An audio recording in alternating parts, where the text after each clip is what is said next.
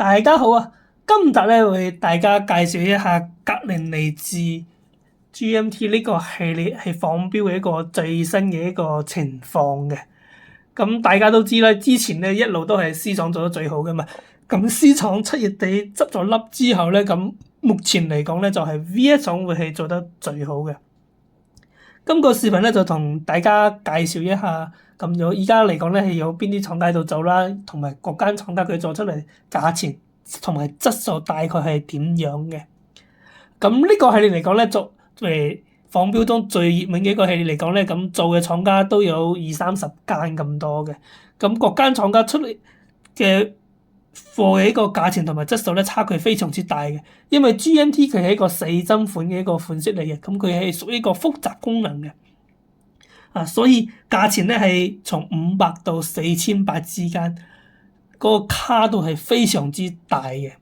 咁目前嚟講做得最好嘅係一個 VS 廠嘅，因為 VS 廠嚟講咧佢有嗰個丹東3285機芯嘅，呢個機芯咧係之前 C 廠喺度用嘅，咁後期咧就 VS 廠都攞到呢個機芯嘅，呢個咧係因為 C 廠執咗笠，所以目前嚟講咧就只有 VS 廠有丹東3285呢一個機芯嘅，所以 VS 廠咧都係目前做得最好嘅，喺呢個系列嚟講都係最貴嘅。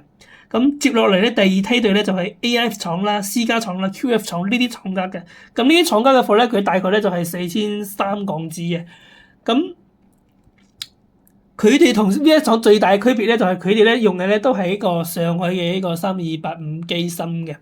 咁外殼做工上咧，其實呢幾間廠咧都大差不差嘅外殼做工上。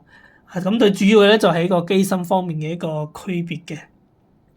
咁再接落嚟咧就係一啲 EWE 廠啊、TW 廠或者係一大紮嗰啲仿 C 廠嘅。咁佢哋嘅價錢咧大概就係3500港紙嘅。咁呢啲廠家咧嘅貨咧就係高性價比嘅一啲貨嚟嘅，咁去到呢個 level 咧，咁隻錶嘅質素咧都還算係唔錯嘅。咁再往落去咧，就係 A 殼嗰啲廠家嘅嗰啲貨咧，咁佢大概就2500港紙嘅。咁到咗呢個價錢咧，咁嗰個功能咧，佢就會開始唔對板堅嘢咁樣嘅啦。咁最普通嗰種咧，咁就係500港紙左右嘅。呢個咧就係目前整個仿錶市場嗰啲廠家做嘅呢個款式嘅一個大概一個價錢嘅。當然價錢嚟講咧，係每個買家買嘅價錢都唔同嘅。咁呢個咧係取決於嗰個買家咧，佢係咪真係買對版貨，同埋佢嗰個售後各方面嘅一個考慮一個因素嘅。但係總體嘅價錢嘅一個邊差咧，都係幾百蚊港紙嘅一個邊差嘅啫。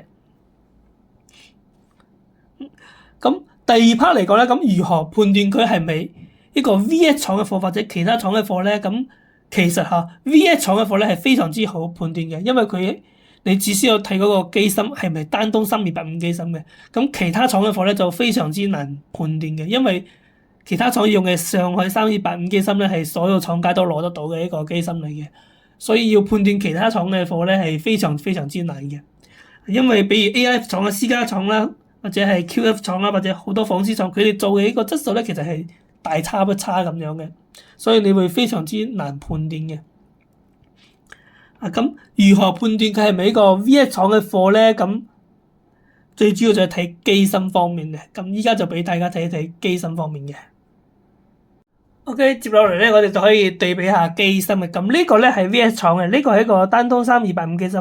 咁呢個咧其實係一個上海呢個3285機芯。大家其實可以睇得到佢係有唔同嘅，不過自動塗上一個黑字。咁上海3285機芯咧，咁就唔係每一間廠佢都係只有一個 logo 嘅，好多廠咧佢都仲係為好似呢隻咁樣刻埋咗其他嘅一啲字嘅。但總體一個機芯結構咧係可以睇得出唔同嘅。首先我哋可以睇得到。咁呢一隻上去嘅一個3285機芯咧，你睇到呢條樁有黃色嘅一個部分咧，佢係喺呢一邊嘅，佢就唔係靠近呢個把啲嘅，靠近把啲嘅咧係冇黃色嘅一個呢啲點嘅呢條樁嘅。咁我哋再睇翻嗰個丹東3285機芯嘅，丹東3285機芯我睇到啦，有黃色嘅呢條樁咧就靠近呢個把啲嘅。呢個係一個第一點嘅。咁第二點咧，你睇到啦，咁3285機芯自用呢一個掣咧，你睇到佢一個反光一個掣嘅。丹東廠機芯咧，佢係有功能嘅呢個掣其實，但係你睇到上海3285機芯咧，呢個掣咧，佢就係一個小點，佢係固定住係冇功能嘅。呢個係第二點嘅。咁第三點咧，其實佢整個機芯嘅一個外觀咧，其實睇落去好似一樣，但係你對比一下咧，其實嗰個外觀上咧，佢係有差距嘅。咁如果大家想要嗰個對比圖嘅話咧，可以加我嘅微信或者 WhatsApp 嘅，有任何問題或者諮詢都可以問我咁樣嘅。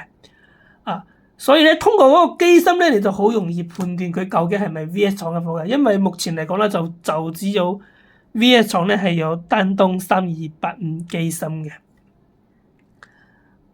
今個視頻咧就主要同大家介紹到呢度啦。